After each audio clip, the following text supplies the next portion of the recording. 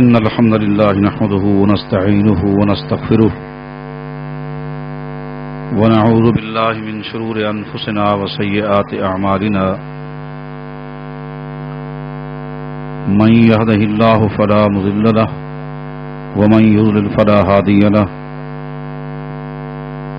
وأشهد أن لا إله إلا الله وحده لا شريك له وأشهد أن محمدا عبده ورسوله اللهم صل على محمد وعلى آل محمد كما صليت على إبراهيم وعلى آل إبراهيم إنك حميد مجيد اللهم بارك على محمد وعلى آل محمد كما باركت على إبراهيم وعلى آل إبراهيم إنك حميد مجيد أما بعد فإن خير الحديث كتاب الله وخير الهدي هدي محمد صلى الله عليه وسلم وشر الأمور محدثاتها وكل محدثة بدعة وكل بدعة ضلالة وكل ضلالة في النار أعوذ بالله من الشيطان الرجيم بسم الله الرحمن الرحيم يا أيها الذين آمنوا أطيعوا الله وأطيعوا الرسول ولا تبطلوا أعمالكم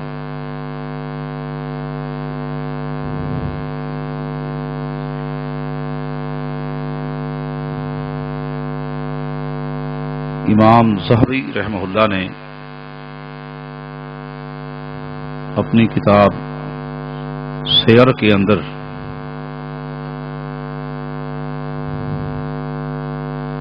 دو کافروں کا مکالمہ پیش کیا ہے۔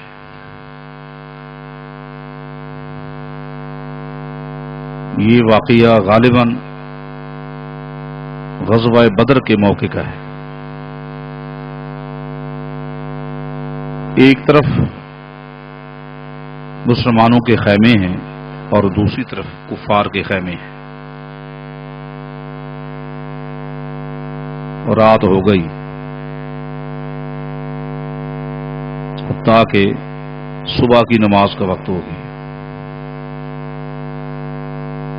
مسلمانوں کے ایک خیمے سے مؤذن نے صبح کی نماز کے لیے آذان دی۔ آذان سنتے ہی تمام مسلمان اپنے خیموں سے باہر آ گئے۔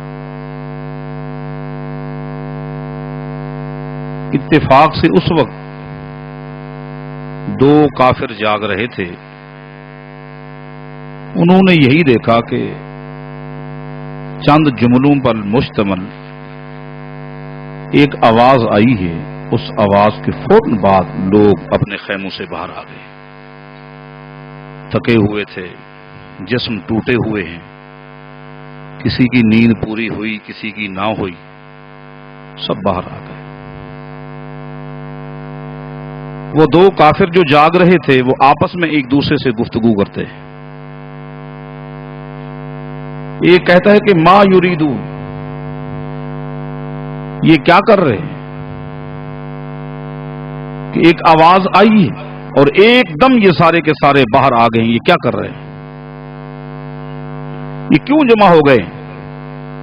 انہوں نے خیمے چھوڑ دیے۔ یہ کیسا پرکشش جملہ تھا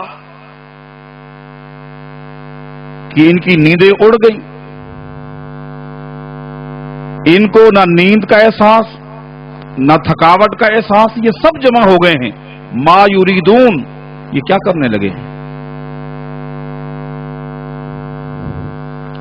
دوسرے کافر نے کہا در حقیقت ان کی عبادت کا وقت آ گئی ہے، ان کی عبادت کا وقت آ گئی ہے، اور یہ جو آواز آئی ہے یہ ایک طرح کی اطلاع تھی، خبر تھی۔ دوسرے نے کہا کہ یہ بات ماننی پڑے گی، ما یأمرہم بشیء الا فعلوہ، کہ محمد صلی اللہ علیہ وسلم اپنے مقتدیوں کو، اپنی قوم کو، اپنے ماننے والوں کو جس چیز کا بھی حکم دیتے ہیں یہ فوراً کر لیتے ہیں، یہ ماننا پڑے گا۔ اس جماعت کے اندر یہ ایک جذبہ ہے، کوئی سستی نہیں۔ دوسرے نے کہا کہ یہ تو ایسی قوم ہے، یہ تو ایسی اطاعت کرتی ہے، فرما برداری کرتی ہے، لو نہاہم عن الطعام والشراب لأطاعوہ، کہ اگر آج محمد صلی اللہ علیہ وسلم ان کو منع کر دے کہ آج کے بعد کوئی شخص نہ کھا سکتا ہے نہ پی سکتا ہے، یہ کھانا پینا بند کر دیں گے۔ یہ وہ لوگ ہیں۔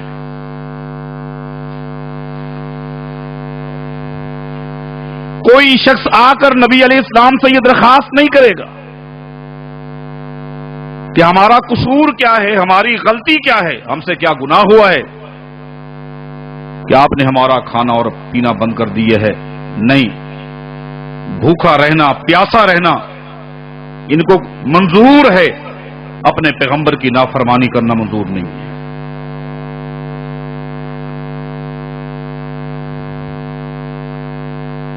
یہ مسلمان ہیں کہ جن کے بارے کفار اس طرح تبصرہ کرتے ہیں۔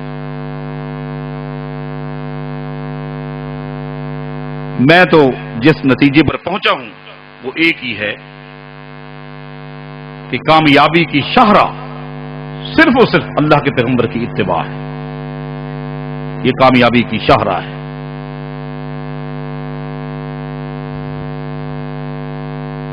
سکھی حالت میں، دکھی حالت میں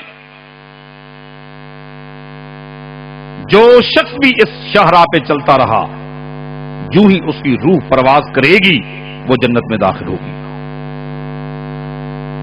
جس نے زندگی کے کسی موڑ پر اس راہ کو چھوڑ دیا، اس راستے سے ہٹ گیا، اس کا مطلب یہ ہے کہ اس نے جنت کے راستے کو چھوڑ دیا ہے۔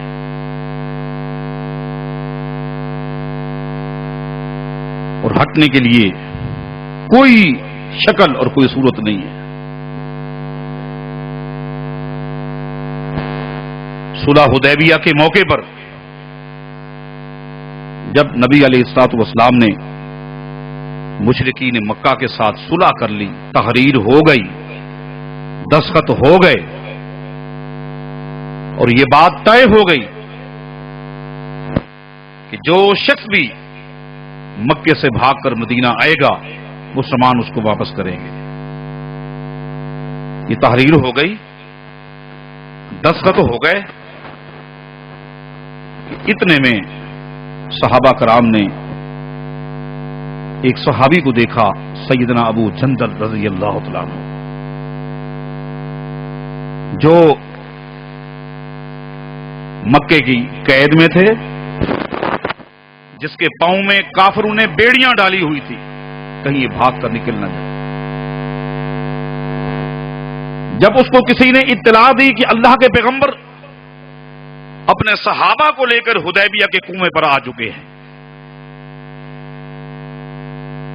تو اس امید کو لے کر کہ جب میں اللہ کے پیغمبر کے سامنے آؤں گا، صحابہ کے سامنے آؤں گا، تو وہ میرے محافظ بن جائیں گے، کبھی بھی مجھے دشمنوں کے حوالے نہیں کریں گے۔ بیڑیوں کی کیفیت میں مکے سے پہاڑی علاقہ 19 میل کا سفر ہے، مکہ المکرمہ سے حدیبیہ کا کنواں 19 میل بیڑیوں کی کیفیت میں، پاؤں میں بیڑیاں ہیں، زنجیریں ہیں، پہاڑی علاقہ کراس کرتے کرتے پاؤں میں خون ہے، اللہ کے پیغمبر کے پاس پہنچ گئے اور ادھر دستخط ہو چکے ہیں۔ دستخط ہو چکے ہیں کہ کوئی شخص بھی اگر مکہ سے بھاگ کر مدینہ جائے گا مسلمانوں کو واپس کرنا پڑے گا۔ وہ آیا،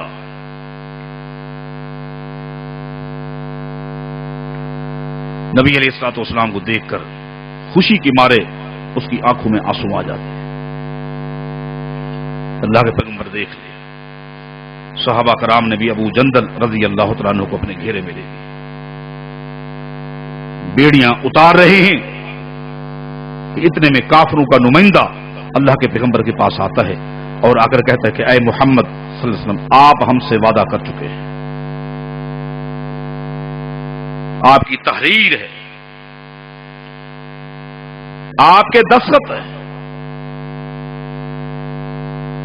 آپ نے وعدہ کیا ہے کہ جو شخص مکہ سے مدینہ جائے گا اس کو ہم واپس کریں گے.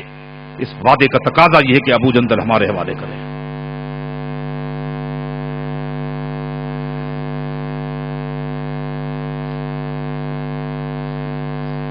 سیدنا عمر فرماتے ہیں رضی اللہ عنہ، نبی علیہ الصلوۃ والسلام نے ابو جندل کا ہاتھ پکڑا اور مشرکین کے نمائندے کے ہاتھ میں دے دیا. اور سیدنا عمر کہتے ہیں جو ہی اس ظالم نے ابو جندل رضی اللہ تعالیٰ عنہ کا ہاتھ پکڑا، ایک دم ابو جندل کے چہرے پر اس نے تماچے مارنا شروع کر دیے.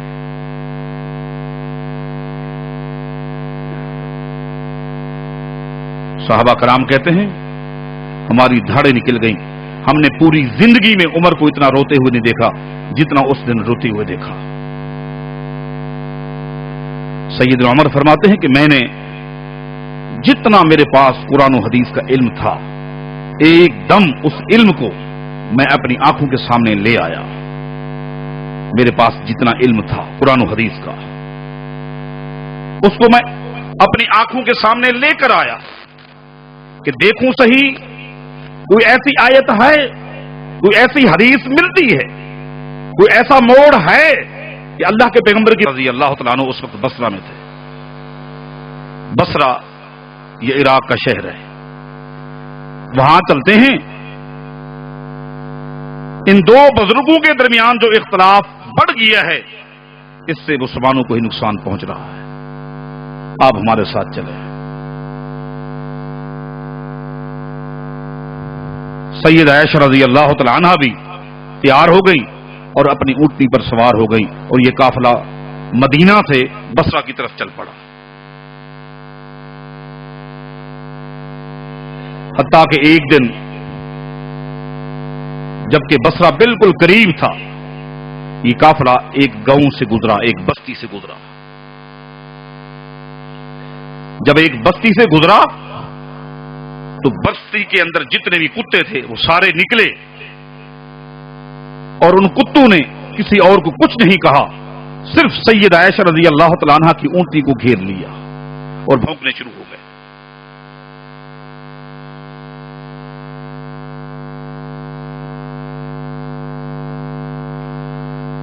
حالانکہ ایک بہت بڑا قافلہ ہے، کسی اور اونٹ کی طرف کتے نے رخ نہیں کیا. پورے گاؤں کے کتوں نے سید عائشہ رضی اللہ تعالی عنہا کی اونٹی کو گھیر لیا اور بھونکنے لگ گئے. سید عائشہ رضی اللہ تعالی عنہا نے سیدنا زبیر سے پوچھا، ایو ماء ھذا، یہ کون سی بستی ہے، اس گاؤں کا کیا نام ہے؟ قالوا الحواب. سیدنا زبیر جو کثرت کے ساتھ آتے اور جاتے تھے اور ایک ایک شہر سے اور ایک ایک گاؤں سے واقف تھے، وہ فرمانے لگے اس گاؤں کا نام حواب ہے. سید عائشہ فرماتی ہیں کہ ما اظننی الا راجعۃ، میں واپس جاتی ہوں، میں آگے نہیں جاتی. کتوں نے گھیرا ہوا ہے، میں آگے نہیں جاتی، میں واپس مدینہ جاتی. سیدنا زبیر نے کہا تقدمی حتی یراک الناس فیصلح اللہ ذات بینہم. سفر ہو چکا ہے، اب بصرہ بالکل قریب ہے، آپ چلیں، ہمیں یقین ہے کہ آپ کو دیکھتے ہی لوگ صلح کر لیں گے. کہ سید عائشہ چل کر آ گئی ہے، آپ چلیں. فرماتی نہیں، ما اظننی الا راجعۃ، میں واپس جاؤں. وجہ کیا ہے؟ فرماتی ہے کہ مجھے جب کتوں نے بھونکا اور میں نے آپ سے پوچھا یہ کون سی بستی، آپ نے بتایا کہ اس بستی کا نام حوب ہے۔ حوب کا نام سن کر مجھے اللہ کے پیغمبر کی حدیث یاد آ گئی ہے۔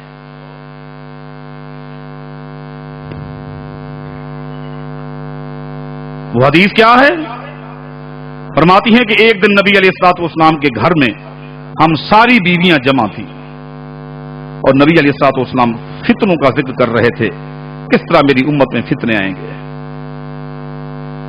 اور حتیٰ کہ آپ نے فرمایا کہ ایک ایسا بھی فتنہ آئے گا جس فتنے کی زد میں میری ایک بیوی بھی آ جائے گی، اور فرمایا کہ کیف باحداکن، اللہ کے پیغمبر نے فرمایا تھا کیف باحداکن اذا نبحتها کلاب الحوب، پھر میری اس بیوی کا کیا حال ہوگا جس وقت حوب علاقے کے کتے میری بیوی کو بھونک رہے ہوں گے۔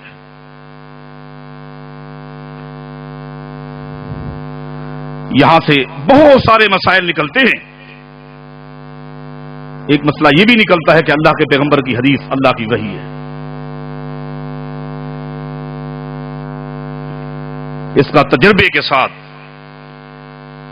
فہم و فراست کے ساتھ کوئی تعلق نہیں ہے۔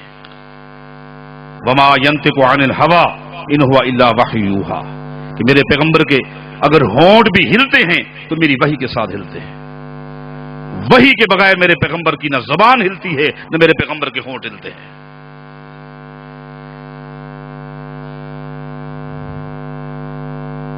اس وقت میری اس بیوی کا کیا حال ہوگا جس وقت حوب بستی کے کتے میری بیوی کو بھونکنا شروع کر دیں گے۔ اس کا مطلب یہ کہ ایک طرح کی فتنے کی زد میں آ چکی ہو۔ میں واپس جاتی ہوں۔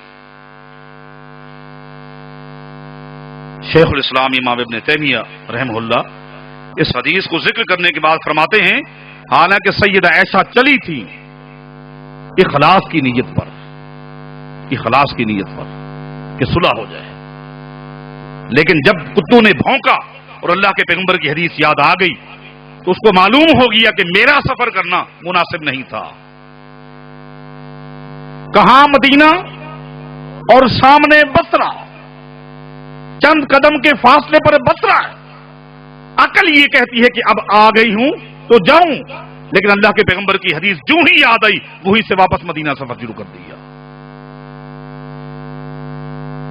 فکانت اذا ذکرت خروجها تبکی حتی تبل خمارها، حدیث میں آتا ہے کہ اس کے بعد پوری زندگی جب بھی سیدہ عائشہ رضی اللہ تعالی عنہا اپنے اس سفر کو یاد کرتی تھی تو اس غلطی کی وجہ سے جس میں حدیث کی مخالفت ہو رہی تھی اس کو یاد کر کے اتنا روتی کہ سیدہ عائشہ کا دوپٹہ آنسو کے ساتھ تر ہو جاتا تھا۔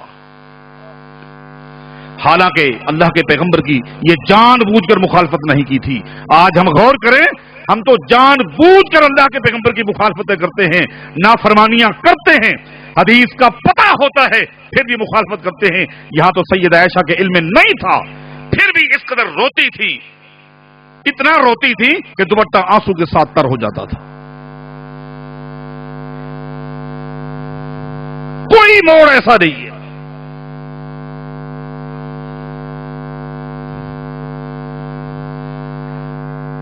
آپ غور کریں کہ بعض مواقع ایسے ملتے ہیں کہ صحابہ کرام نے نبی علیہ السلام کی مخالفت نہیں کی، لیکن اخلاص کے جذبے کو سامنے رکھ کر دینی جذبے کا اظہار کیا اللہ کے پیغمبر کی حدیث کو سننے کے بعد۔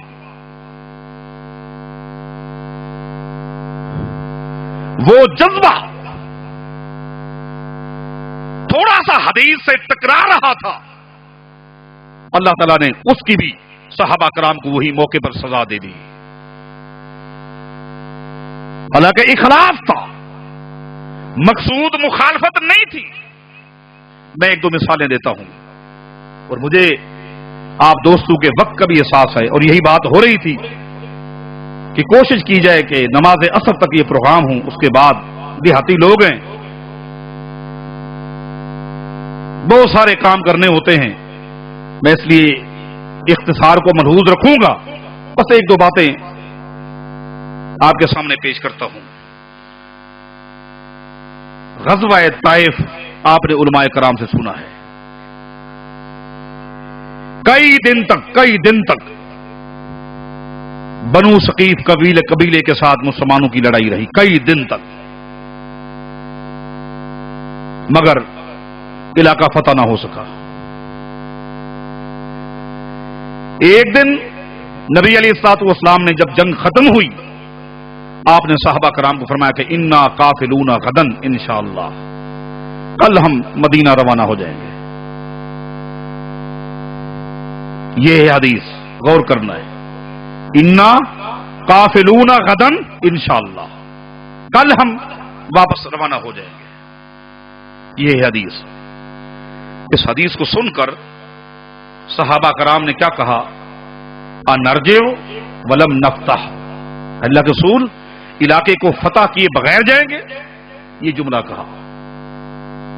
آپ بتائیں اس میں مخالفت ہے کہ اخلاص ہے؟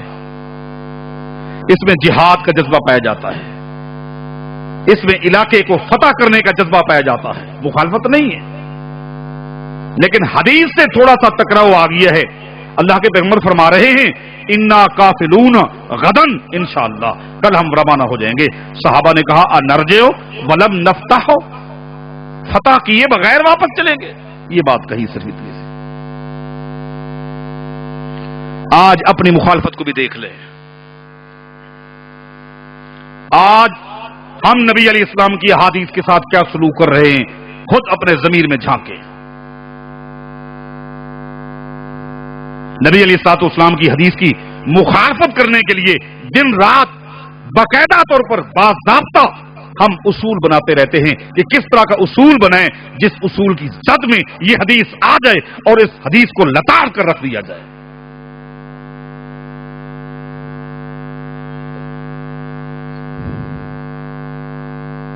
کیا حال ہوگا ان کا؟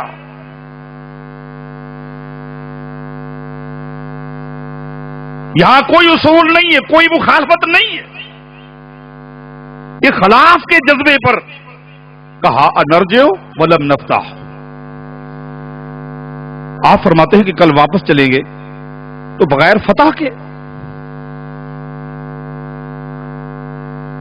نبی علیہ الصلوۃ والسلام نے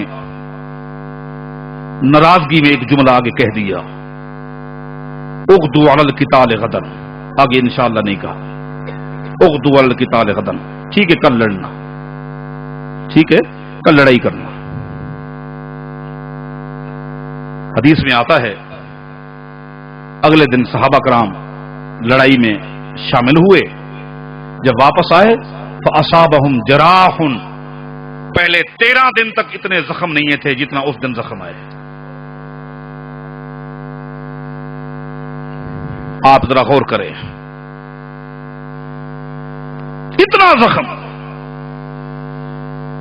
کہ 13-14 دن تک لڑائی رہی، اتنے دنوں کے اندر صحابہ کرام کو اتنے زخم نہیں ہے جتنا آج زخم ہے۔ یہ در حقیقت اللہ تعالیٰ نے سزا دی کہ میرے پیغمبر نے جب کہہ دیا تھا کہ چلنا ہے، آپ کو چاہیے تھا آپ کہتے جی ہاں چلنا ہے۔ آپ بتائیں، اب دیکھتے ہیں، اور یہ جماعت کون سی ہے؟ سب سے مقدس ترین جماعت۔ لیکن کوئی بھی ہو، رائی کے دانے کے برابر جہاں لچک آئے گی اس کو سزا ملے گی۔ آپ اور ہم کون ہیں؟ یہ تو وہ لوگ ہیں جن کو زندگی میں اللہ تعالیٰ نے رضوان کے تمغے عطا کی ہیں، رضی اللہ عنہم ورضوا عنہ۔ اللہ تعالیٰ ان سے راضی ہے۔ اگر یہ اللہ سے راضی ہیں تو سن لیں اللہ تعالیٰ بھی ان سے راضی ہے۔ رضوان کے تمغے، اور یہ سب سے بڑا تمغہ ہے، سب سے بڑا تمغہ یہی ہے۔ جتنے بھی تمغے ہیں، جتنے بھی تمغے ہیں، حوض کوثر پہ پیغمبر کے ہاتھوں حوض کوثر کا پانی، یہ بھی ایک تمغہ اور یہ بھی ایک اعزاز ہے۔ اللہ کے پیغمبر کی شفاعت، یہ بھی ایک اعزاز ہے۔ جنت کا داخلہ، یہ بھی ایک اعزاز ہے۔ لیکن سب سے بڑا تمغہ یہ ہے اللہ تعالیٰ سب سے راضی ہو جائے۔ कुरान करीम में अल्लाह ने फरमाया कि वरिज़वानुम मिनल्लाहि अकबर, सबसे बड़ी नेमत जो अल्लाह ताला की तरफ से है वो ये है कि अल्लाह ताला अपने बंदू से राजी हो जाए। और उलमा से आपने सुना है जब जन्नती जन्नत में दाखिल हो जाएंगे, जन्नत के महल्लात, जन्नत के बागात, जन्नत की नहरें, इनके वो मालिक बन चुके होंगे, फिर अल्लाह ताला उनसे पूछेगा बताओ और क्या चाहिए। वो कहेंगे अल्लाह क्या चाहिए, तूने जन्नत दे दी, जन्नत के बागात का मालिक बना दिया, जन्नत की बहती हुई नहरें, दूध की, पानी की, शहद की, और क्या चाहिए। अल्लाह फरमाएगा नहीं, जो सबसे बड़ी नेमत है वो तो अभी तक मैंने तुम्हें दी नहीं। जन्नत से बढ़कर अल्लाह सबसे बड़ी नेमत क्या है? अल्लाह ताला फरमाएगा सुन लो, आज मैं तुम सबसे राजी हो गया हूं, आज के बाद कभी नाराज नहीं होऊंगा। यह अल्लाह ताला कब फरमाएगा? जब जन्नती जन्नत में दाखिल हो जाएंगे। सिर्फ एक सहाबा कराम की जमात है जो जमीन पे चलती है, अल्लाह ताला फरमाता है मैं तुमसे राजी हो गया। ये वो जमात है।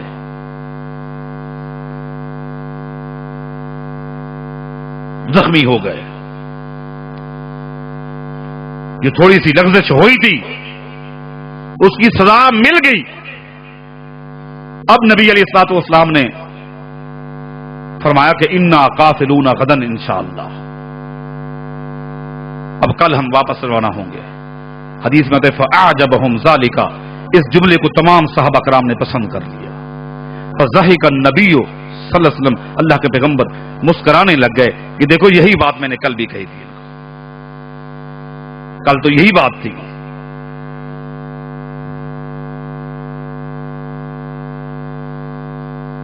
इत्तिबा का मतलब यह है आपका फरमान अकल के खिलाफ हो, मिजाज के खिलाफ हो, हमारी सोच के खिलाफ हो, हमारी तबीयत के खिलाफ हो, हमारी बिरादरियों के खिलाफ हो, हमारे बुजुर्गों के खिलाफ हो, हमारे वडीलों के खिलाफ हो, हुक्मरानों के खिलाफ हो, सबको लात मार दो, अल्लाह के पैगंबर की इत्तिबा को दामन से ना छोड़ो। यह है इत्तिबा, ऐसी इत्तिबा चाहिए। आपको मालूम है ग़ज़वा उहुद के मौके पर मुसलमानों को कामयाबी मिली। लड़ाई से पहले नबी अलैहिस्सलातु वस्सलाम ने मुजाहिदीन का एक दस्ता जो 50 अफराद पर मुश्तमिल था एक दर्रे पे खड़ा कर दिया और उस दस्ते के ऊपर कमांडर बनाया अब्दुल्लाह बिन जुबैर रज़ी अल्लाह तआला अन्हु को। और नबी अलैहिस्सलातु वस्सलाम ने फरमाया कि तुम यहां खड़े रहो जब तक कि उतरने का मैं हुक्म ना दूं। मेरे हुक्म की इंतजार करना, मेरे फरमान की इंतजार करना, मेरी हदीस की इंतजार करना। मेरा हुक्म आ जाए, मेरा फरमान आ जाए तो दर्रे को छोड़ देना, उससे पहले नहीं छोड़ना। इधर लड़ाई हो रही है, मुसलमानों को कामयाबी मिल गई, कुफार भाग गए, मैदान में माले गनीमत के ढेर पड़े हुए। मुजाहिदीन जो मुशरिकीन मक्का के साथ लड़ाई कर रहे थे, जब मुशरिकीन भाग गए अब माले गनीमत जमा करने लग गए। इस दर्रे वाले भी उतरने लगे। अब्दुल्लाह बिन जुबैर रज़ी अल्लाह तआला अन्हु ने इन 50 अफराद से कहा अनसीतुम मा क़ाल लकुम रसूलुल्लाह सल्लल्लाहु अलैहि वसल्लम, उतर रहे हो, नबी अलैहि इस्लाम की हदीस भूल गए हो, अल्लाह के पैगंबर का फरमान भूल गए हो। अल्लाह के पैगंबर ने नहीं फरमाया था कि जब तक मेरा हुक्म ना आए ना उतरो। अनसीतुम मा क़ाल लकुम रसूलुल्लाह सल्लल्लाहु अलैहि वसल्लम, भूल गए? उन्होंने कहा नहीं हम भूले नहीं है, भूले नहीं है। अब नबी अलैहिस्सलातु वस्सलाम उस कोने में खड़े हुए हैं, हम तक पहुंचने में आपको वक्त लगेगा। उस कोने में खड़े हुए हैं, उहद पहाड़ की तरफ परली तरफ खड़े हुए हैं। आप वहां से आएंगे और जंग तो खत्म हो चुकी, काफिर भाग गए, अब तो माले गनीमत जमा हो रहा है ना। آپ کا بھی مقصد یہی تھا، سنیے، آپ کا مقصد بھی یہی تھا کہ آپ نہ اترے جب تک کہ میرا حکم نہ آئے، مطلب یہ کہ جنگ جاری رہے۔ جو مقصد تھا وہ پورا ہو گیا، کافر بھاگ گئے، کافر بھاگ گئے۔ تو اب مال غنیمت دوسرے جمع کر رہے ہیں، ہم بھی ان کے ساتھ امداد کریں، تعاون کریں، مال غنیمت جمع کریں۔ حدیث کا انکار نہیں کیا، سنیے حدیث کا، آج تو حدیث کا انکار کیا جاتا ہے۔ میرے پاس اگر وقت ہوتا بتاتا ہوں کہ کس طرح انکار کیا جا رہا ہے اور کس طرح اصول گھڑے جا رہے ہیں اور کس طرح اللہ کے پیغمبر کی مخالفت کی جا رہی ہے، کلمہ بھی پڑھا جا رہا ہے اور موڑ موڑ پر نافرمانی بھی کی جا رہی ہے، اور حتیٰ کہ اللہ کے پیغمبر کی نافرمانی کا نام مذہب رکھ دیا جاتا ہے، مخالفت کا نام، نافرمانی کا نام مذہب رکھ دیا جاتا ہے۔ کیا بنے گا ان کا؟ یہاں کوئی نافرمانی نہیں ہے، کوئی بغاوت نہیں ہے۔ اتر آئے، ابھی نبی علیہ الصلوۃ والسلام نے اترنے کا حکم نہیں دیا تھا، آپ کے حکم سے پہلے چند لمحہ پہلے اتر آئے، اس کی اللہ تعالیٰ نے اسی وقت سزا دے دی، وہ جو کامیابی تھی اللہ نے اس کو شکست میں تبدیل کر دیا۔ آپ غور کریں،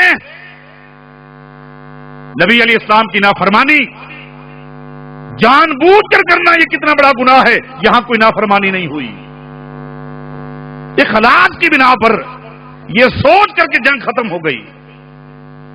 اتر آئے، اللہ تعالیٰ کو ایسی ناراضگی آئی کہ مسلمانوں کی فتح کو، کامیابی کو شکست میں بدل دیا، اور اس سے پہلے ایک مسلمان بھی شہید نہیں ہوا تھا۔ اس کے بعد کیا ہوا؟ 70 سے زائد مسلمان شہید ہو گئے۔ یہ کتنا بڑا نقصان ہے، یہ کتنا بڑا نقصان ہے۔ تھوڑی سی لغزش، معمولی سی تعویل، آج کل تو تعویلات کے انبار لگا دیے گئے ہیں، علماء جانتے ہیں، ہر بات میں تعویل، ہر بات میں تعویل۔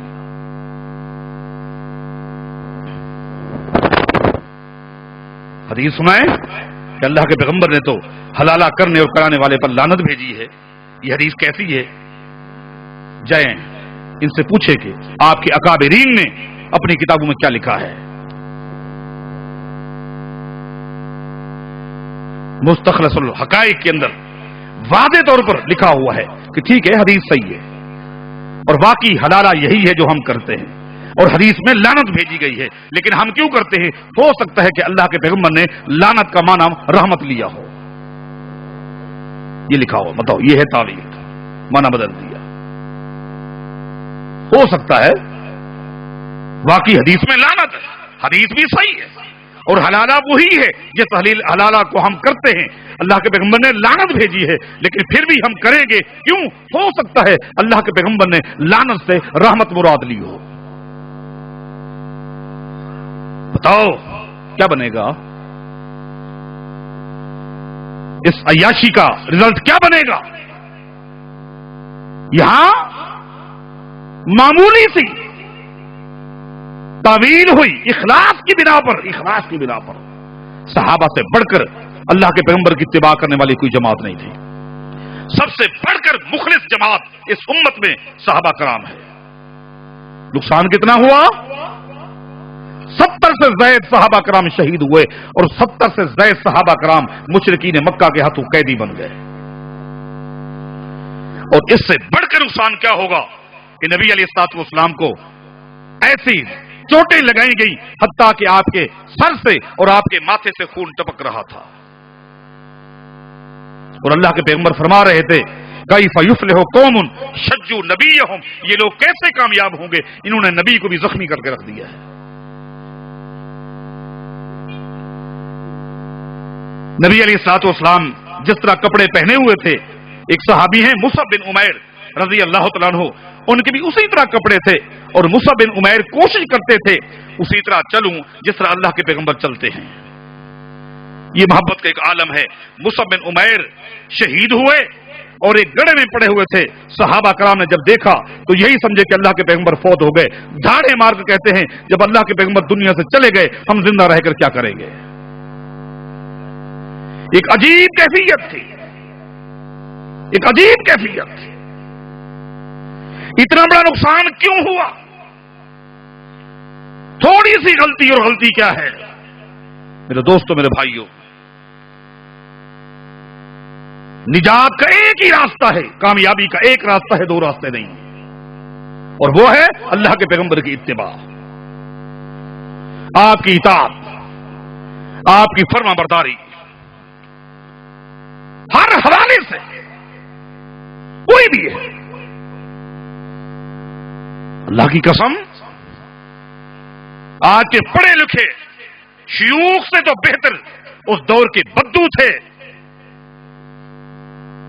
जिस तरह वो दीन समझते थे, आज इनको ये दीन समझ ना आया। वो भी जानते थे कि इत्तिबा किसको कहते हैं। अब्दुर्रहमान बिन यजीद रजी अल्लाह तआला सहाबी, उन्होंने एक आराबी को देखा, एक देहाती को देखा कि बैतुल्लाह का तवाफ कर रहा है, दुल की चाल चल रहा है, और उसने कमीज पहनी हुई थी। दुल की चाल का मतलब ये है, ये तो उम्रा कर रहा है, ये दुल की चाल चल रहा है, आम नफली तवाफ नहीं है, और कमीज पहना हुआ था। अब्दुर्रहमान रजी अल्लाह तआला अन्हु ने उस देहाती को पकड़ लिया और कहा, यह सिला हुआ कमीज जो आपने पहना हुआ है, इस तरह तवाफ करना जायज नहीं है, सादी चादरें आप पहने। उस बदवी ने कहा, कोई ऐसी आयत है, कोई ऐसी आयत है जिस आयत में अल्लाह ताला ने कमीज पहनकर तवाफ करने से मना किया हो, जो उम्रे वाला तवाफ है, तवाफ कुदूम? कोई ऐसी आयत है? सैयदना अब्दुर्रहमान ने कहा, जी हां आयत है।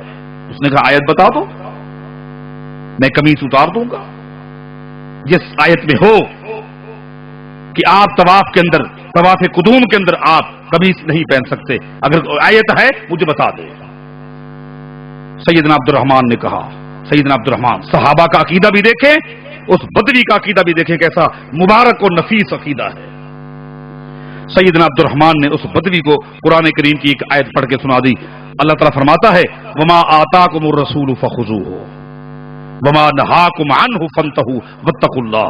अल्लाह ताला फरमाता है, जो कुछ मेरा पैगंबर दे दे उसको ले लो, और जिस चीज से मेरा पैगंबर मना करे उससे बाज आ जाओ, वत्तकुल्लाह, यही तकवा है। बदवी ने कहा, मुझे आज समझ आ गई है। गया और फिर अब्दुर्रहमान ने देखा कि थोड़ी देर के बाद उसने कमीज उतारा हुआ था और खाली एहराम की चादरें उसने पहनी हुई थी। उस बदवी को पता था कि वमा आताकुमुर रसूल का माना क्या है। आज अपने आप को शेखुल हदीस कहने वाला, मुफ्ती कहने वाला, उसको इस आयत का माना समझ नहीं आता।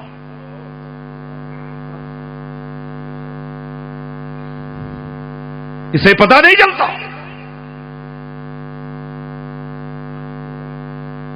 अब्दुल्लाह बिन अब्बास रजी अल्लाह तआला अन्हुमा के शागिर्द और मरकजी शागिर्द है। हमेशा अब्दुल्लाह बिन अब्बास रजी अल्लाह तआला अन्हुमा अपने इन 2-3 शागिर्दों का हवाला दिया करते थे, हवाला दिया करते थे कि ये मेरे जो 3 शागिर्द हैं, ये जहां हूं, मुझे वहां दीन के हवाले से जाने की जरूरत नहीं है, इनको अल्लाह ताला ने सब कुछ दे दिया है। एक इमाम मुजाहिद है रहमुल्लाह, एक इमाम अता है रहमुल्लाह, एक इमाम ताऊस है रहमुल्लाह। एक दिन अब्दुल्लाह बिन अब्बास रज़ी अल्लाह तआला अन्हुमा ने इमाम ताऊस रहमुल्लाह अपने शागिर्द को देखा, जो चोटी के मुहद्दिस हैं, नमाज असर के बाद वो नमाज पढ़ रहे थे। सैयदना अब्दुल्लाह ने पूछा, ताऊस, नबी अलैहिस्सलाम ने मना नहीं किया कि नमाज असर के बाद नवाफिल न पढ़ें? नमाज असर के बाद नवाफिल न पढ़ें। इमाम ताऊस ने कहा कि यब्न अब्बास, आए अब्दुल्लाह बिन अब्बास, अल्लाह ताला के पैगंबर ने जो मना किया है वो तो ये है कि मुस्तकिल बुनियादों पर नमाज असर के बाद हम नफिल न पढ़ें। अगर इत्तेफाकी कोई पढ़ ले तो इसमें तो कोई हद नहीं। سیدنا عبداللہ بن عباس ناراض ہو گئے. فرمایا کہ یہ جو آپ نے تقسیم کی ہے مستقل بنیادوں کی اور اتفاقی، اس تقسیم کی کیا دلیل ہے؟ کیونکہ آپ کو تو حق حاصل نہیں ہے، امت میں سے کسی کو بھی یہ حق حاصل نہیں ہے کہ یوں تقسیم کرے.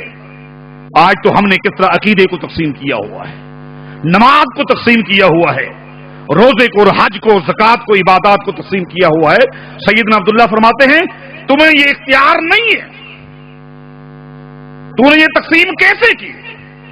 جبکہ اللہ تعالیٰ فرماتا ہے وما كان لمؤمن ولا مؤمنة اذا قضى الله ورسوله امرا ان يكون لهم الخيرة من امرهم ومن يعص الله ورسوله فقد ضل ضلالا مبينا. کہ مومن وہ ہے جس کو رائی کے دانے کے برابر بھی اختیار نہیں ہے. آپ نے یہ تقسیم کی کہ اتفاقی اور مستقل، یہ تقسیم کرنے کا حق آپ کو نہیں ہے. بتاؤ ایک تابعی کو، ایک محدث کو اتفاقی اور مستقل دو نفلوں کی تقسیم کا جب اختیار نہیں ہے، آج عقیدہ جگہ کو تقسیم کر کے دیا گیا ہے، یہ ایک طویل بات ہے. میرے دوستوں، میرے بھائیوں، نجات کا راستہ صرف اللہ کے پیغمبر کی اتباع ہے، یہ کامیابی کا راستہ ہے. اس راستے پہ چلتے رہو. کب تک؟ جب تک یہ سانس باقی ہے. جو ہی روح پرواز کرے گی جنت کا داخلہ ہو جائے گا. اللہ تعالی ہم سب کو اپنے پیغمبر کی اتباع نصیب فرمائے. اقول قولی ھذا واستغفر اللہ لی ولکم واخر دعوانا الحمدللہ رب العالمین. اللهم بارک علی محمد اللهم ارنا الحق حقا وارزقنا اتباعه وارنا الباطل باطلا وارزقنا اللهم انصرنا ولا تنصر علينا یا حی یا قیوم برحمتک. اے اللہ، دین کے حوالے سے جو بھی گفتگو ہوئی ہے، جن دوستوں نے گزارشات کی ہیں، عوام الناس، بزرگ جو بھی اس پروگرام میں شریک ہوئے، توجہ کے ساتھ دینی گفتگو سنتے رہے، سب کو اپنی رحمتوں کا مستحق بنا دے. ہم سب سے راضی ہو جا. جن دوستوں نے یہ پروگرام کیا ہے، اہتمام کیا ہے، کچھ لوگوں نے اس میں وقت لگایا، کچھ لوگوں نے دوستوں نے اس میں پیسہ لگایا، محنت کی، انتظام کیا. اے اللہ، یہ سب کچھ مقصد تیری رضا تھی. اے اللہ، تو ہم سب سے راضی ہو. اے اللہ، صحیح عقیدے اور صحیح عمل کی توفیق عطا فرما. اے اللہ، قرآن و سنت کے مطابق عقیدہ اور عمل بنانے کی توفیق نصیب فرما. اے اللہ، اخلاص نصیب فرما، اتفاق نصیب فرما. اے اللہ، مسلمان جہاں کہیں بھی انہیں عزتیں عطا فرما، انہیں غلبے عطا فرما. اے اللہ، ہم پہ رحم فرما. اے اللہ، ہمارے ماں باپ جو دنیا سے چلے گئے ہیں ایمان پر، سب کی بخشش فرما، ان کی قبروں کو منور فرما. اے اللہ، یہ صدیوں سے توحید کا یہ قلعہ ہے، مرکز ہے اور چھونی ہے. تا قیامت اس مرکز کو آباد فرما. جو دوست بھی اس مرکز کی آبادی کے لیے کوشاں رہتے ہیں، ان سب پر اپنی رحمت نازل فرما. اے اللہ، جو بیمار ہیں ان کو شفا عطا فرما، جو پریشان حال ہیں ان کی پریشانیاں دور فرما. اے اللہ، جو بے اولاد ان کو اولاد نصیب فرما، جن کو اولاد دی ان کو نیک بنا. اے اللہ، جو بے دین ہیں ان کو دیندار بنا. اے اللہ، جو شرک کی دلدل میں انہیں توحید نصیب فرما، جو بدعات اور خرافات کی زد میں ہیں انہیں اپنے پیغمبر کی سنت نصیب فرما. اے اللہ، دنیا اور آخرت کی بنائے نصیب فرما. شیطان کے شر سے، مکر سے، فریب سے، دجل سے ہم سب کو محفوظ فرما. وصلی اللہ تعالی علی خیر خلق محمد و آلہ وصحبہ اجمعین برحمتک.